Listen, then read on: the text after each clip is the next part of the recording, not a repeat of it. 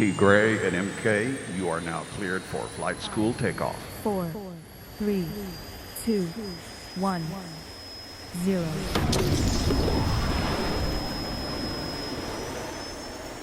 Yes, indeed, guys. We're excited to be on this platform. We appreciate you guys for all you continue to do, how you serve the platform week in and week out. And that's part of what makes this environment so special.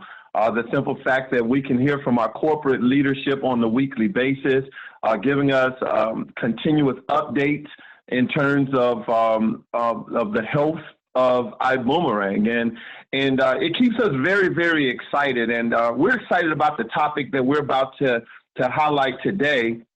I think you want to say something about the leadership. I definitely did want to. I want to make sure that I, show my face and say thank you so much to Holton and Earlene Buggs for the vision, this amazing company, and all the leadership that is literally making Ibüümerang go day after day, and all the fabulous things that is coming out that we actually get to be a part of. So thank you guys and ladies so very much.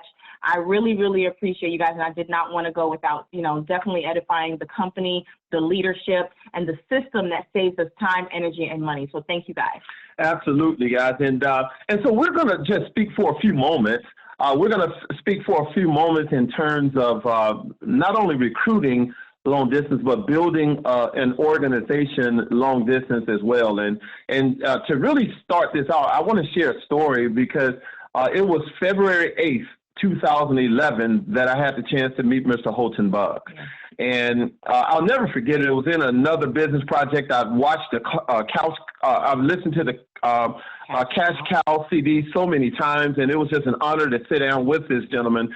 But here's what I realized. Whether you're looking to recruit a person that's in your face or a person thousands of miles away, you have to be willing to have a vision. And here he was selling coffee. And I'll be honest, man, I had already made up in my mind I wasn't going to join the coffee company, okay? And I sat down with this gentleman, and he created such an amazing vision. Here it is. I was simply saying, look, I could never do this company, Mr. Buggs, because I don't drink coffee. And he was like, do you think that the owner of Purina Dog Chow eats dog food? And he really kicked it off so strongly that he opened my mind to ideas, guys. I came from an environment where people they said things like, why would you try to sell something that you wouldn't use yourself? And he gave us a whole different philosophy. So I thank him. I said it a long time ago, 17 months before Ibüümerang, I was out of the industry. I got into insurance. I made up in my mind that the only way that I would get back into network marketing was if Mr. Holton Buggs were to do something different. And I had no idea that he would literally start a new company, but he did, guys. And so, here it is. I got partnered up with him in the business project, and something bad happened to me in that business, guys. Literally, we jumped out of the gates. The first 9 days, we were able to go and hit Ruby in that business, folks. We did almost $80,000 of revenue. The second month, we did over $100,000 of revenue. And the third month, a tornado went through Georgia and Alabama, and those were the only two states that I was building in at the time. And our organization did about a little over $5,000 of revenue the very next month. Guys, I'll never forget how that felt. Here it is. We started in a brand new project. Our business was torn down. And that is when we decided we were going to build internationally, because that night, I remember tears going down my eyes. I was looking at my roof, my ceiling. I used to have an affirmation that says, never sweat the small stuff. Oh, and by the way, everything is small stuff. And here we were. And the next morning when I woke up, guys, I was blown away because I got a revelation. And the revelation was, why were you trying to build in two states anyway? And so as a result, we decided to go and build globally, guys. And so what I want to do is I want to talk to you guys for a few moments on some of the laws of building, as well as some of the things that we're doing. And so you need to understand that if you're looking to build long distance, the first thing you have to realize is you have to adopt the same mindset that you would use if you were building locally. Right. You have to have the same mindset. The laws of building never change. A recruit is not a recruit until they have a recruit. Why is that so key? Because sometimes we celebrate the fact that we recruited a new person that might be thousands of miles away from us. But folks, they're not, I don't look at that as a recruit. We don't really celebrate until that person has a recruit. Now you have multiple people that you can go out and gain market share, okay? We also know the second law of building says a team is not a team until it's 4 levels deep. So if you're willing to recruit a person that might be 1,000 miles away, and you help them get a recruit, that means you've taken that organization 1 level deep. Then you help that person get a recruit, it's 2 levels deep. You take it down 4 levels deep, you're bound to find a star. That star might be a person, you know, I live in Atlanta, Georgia. If I recruited someone in Los Angeles, California, and that person introduced someone to New Jersey, and the person in New Jersey introduced someone right here in Atlanta, Georgia, you see, a team is not a team until it's 4 levels deep, but that's when you're bound to find a star. But an organization is not an organization until it's 8 levels deep.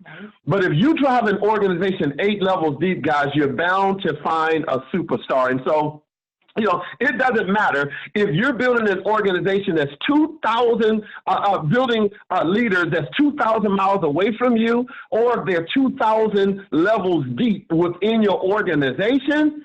The reality, guys, is all we do is we take a person from information to validation to confirmation. Once again, we just simply take a person from information to validation to confirmation. That is the process that we do. Is that what you did to me? What do you mean? You took me from information. You gave me your name. Okay. You piqued my interest. Okay. Then you used the form on me. Family, occupation, recreation, and motivation. That's what. You found out my family, which is very close to me. Okay. You found out my occupation. Mm-hmm. You found out what I like to do for fun. Yes, I did. And you found out what motivates me. You better believe it. And then you took me to the next step, which is validation. Uh-huh. Right? And then you showed me that. Guys, this lady's good. Consistent. And then you took me to confirmation, which made me say yes. I won, baby. I won. That's what we did. Information to validation to confirmation, guys. It doesn't matter if you're building a business or building your relationship with your significant other. Information to validation to confirmation. And I love the system here with Ibüümerang because we take a person from information to validation to confirmation utilizing the PS3. Right. Piquing interest, showing the plan, 3-way call, guys. Okay, it doesn't change from there. And so, you know, a lot of times it's not necessarily what you do, it's how you do it. It's how you do it. You see, if you're trying to take a person from information to validation to confirmation, but you don't have the relaxed intensity, then that simply means you're doing it, but you're not doing it the way it should be doing. You should be doing. If you're looking to take a person from information to validation to confirmation, but you don't have a sense of urgency, that means you're doing it, but you're not doing it like you should be doing it. Therefore, you're not getting the right results, guys. That is the difference between a person that has activity versus a person that has productivity. Right. Doing it like you're supposed to be doing it. Guys, have fun with it. We're literally putting the fun back in fundamentals here in Ibüümerang. We already have the model that's laid out, and I'm about to share with you guys a very unique way of taking a person from information to validation to confirmation. Once again, they can be 2,000 miles away from you, or they can be right in front of your face at a gas pump where you're piquing interest with this them about this information, guys. And so when we're talking about that piquing interest, the P as in PS3, the piquing interest aspect, there are different ways we can pique interest. Travel is a conversational piece. So it's not threatening. You make people smile when you're even approaching them. They don't tend to get skeptical because of your posture. And so when you're reaching out to a person, maybe it's a warm market or cold market, I'll give you multiple examples here. If it's a person that you just met, you can always simply ask them if there was a way that I can show you how you can travel to 5-star resorts, but for only 3-star pricing, would you like to get more information on that? It's a very simple way of piquing their interest. But yet, if it's a warm market, You know, there's another way that you can attach this. I personally love to approach people from a position of strength versus a position of weakness. And here's how you do it. We offer them a value proposition. You can simply ask them, once again, guys, relaxed intensity, postured up, you know, knowing what you know about Uber, how they became a $50 billion project over the last 10 years. If you had an opportunity to go back and position yourself in front of that wealth transfer, is that something you believe you would capitalize on? Folks, 100% of the people always say yes. Now you have their attention because you're talking to them from a business standpoint. I always love to start out with a compliment. If I was talking to Jillian, I might say, hey, Jillian, you know, you seem like a very, very sharp business person. The reason why, I know that's right. You're beautiful, too. Thank you, baby. You're very welcome, okay? All right, guys, these are the tunicorns, okay? All right, so look, guys, here's the beautiful thing about it. When you start out with a compliment, you have their attention. If you strategically say, hey, look, I value you as a very, very sharp business person, you have their attention. So now you can start out with, hey, look, I would like to ask you a question. See, they're 2,000 miles away. You're starting out with asking them a question, knowing what you know about Uber. See, they are paying attention to you. Why? Because you just gave them a compliment and they want to stay a sharp person in your eyesight. So you hit them with the value proposition, knowing what you know about Uber in terms of them becoming a $50 billion project over the last 10 years. If you have a chance to go back and position yourself in front of that wealth transfer, is that something that you would capitalize on? They say yes. Folks, that is your cue. Now it's time to get within the system of this PS3. Now it's time to operate from an artist standpoint versus an amateur, even though you're just getting started in the business. You see, we have so many tools that we can utilize. We have the I Decide tools. We also have the one of my favorite tools is the article for the grand launch of Ibüümerang. So you can go to businessforhome.org. Businessforhome.org. I tell people all the time, man, look, this company over the last 9 months has gone from an idea to becoming the most talked about business project around the globe.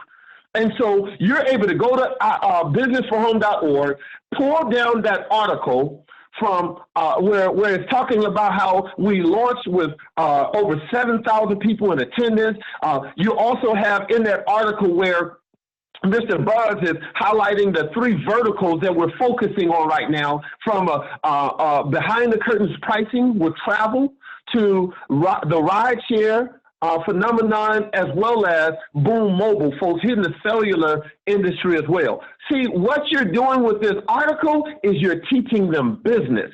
In the information phase, guys, we're not teaching them network marketing. No, we're introducing them to a business concept. And therefore, when I share that article, what it does is it puts us in a position of strength. Because once we give them the article, they see that it's way bigger than us having a conversation on the phone. So here's the way that I strategically do it. I simply say, I say, Jillian, let me ask you a question. Are you able to receive a text while we're on the phone? Absolutely. She says, yes. Okay. All right, great. I send the article over to her. Could you please go ahead and launch that article? She looks at the article. I said, okay, scroll down a little bit. She sees Mr. Buggs' GQ picture on the article there, guys, and scroll on down, and I have her read the first paragraph. The first paragraph itself grabs the attention and shows her how amazing Ibüümerang is. And I asked her, I said, look, do I still have enough credibility with you such that I can get off this line and bank on the fact that you will go ahead and finish reading that article? Always. She says, always, guys. And now from there, I simply say, look, if you go ahead and read that article and you like what you see, what I would love for you to do is send me a text requesting a video.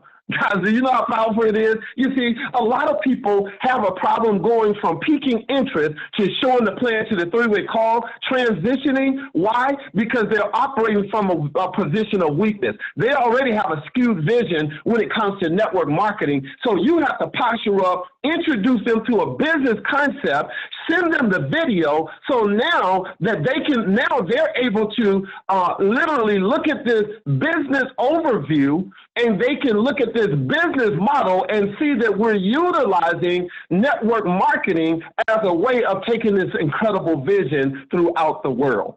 You see, guys, that's what I love about this business model is travel. It's a conversational piece. We have enough evidence and documentation in this company to literally wallpaper the room that you might be sitting in. But when you're actually sharing that with your prospects, you're taking them from not knowing to knowing. You're taking them through the stages of consciousness.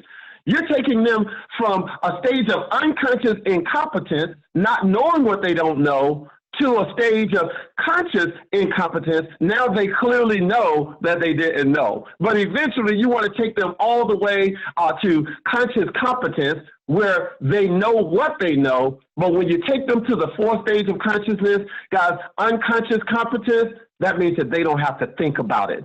Folks, that's how you take a person from information to validation to confirmation, and you change their lives. Now, in the process of doing this, the other things remain the same. The other things remain the same. You need to, in that piquing interest, you need to be prepared to let them know what you like best about the business model, guys. You need to be prepared to let them know why you're so excited about the business. You see, I love the fact that when my partner, Spencer Iverson, and I launched this business, guys, we created massive contact lists, okay? And me personally, I wanted to identify marketplaces I wanted to build, identify leaders in those marketplaces that I wanted to introduce to the model, and we went ahead and executed from there. I created a contact list of 205 names, and I called all of them within the first 3 days. Now, why did I do that? What I realized. I realized that once I created that list of 205 names, I could go ahead and it could take me 3 years to go through that list.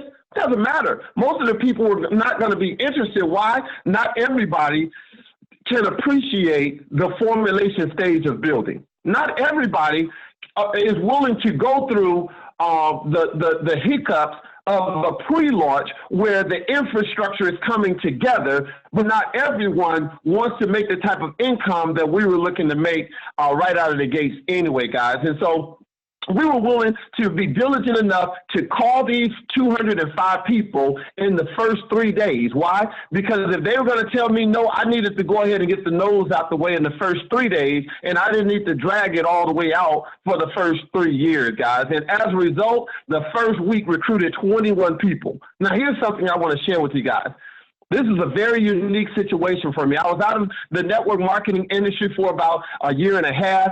Many of the people that I've introduced to the network marketing industry, folks, they're still within those business projects. And I truly leverage my relationships and my credibility. And as a result, folks, out of the first 21 people that I personally recruited, I hadn't worked with any of those people within the last 5 years. None of those people have I worked with in the last 5 years. It didn't matter. We understand the fundamentals of business building, guys, and the laws of building, they don't change. You know, the system that we utilize in terms of PS3, it always remains the same. We have the tools in front of us. And my wife, sweetheart, what's your favorite tool? I mean, what tools are you like utilizing in this process as well? Well, I'm glad you asked that. I love the eye to side and I love the boomerangs because I can do this at work. You know, they have stipulations. You're not supposed to share any of the company while you're at work about their company. So they didn't say anything about the eye to side and the boomerang, so I can do that while I'm at work.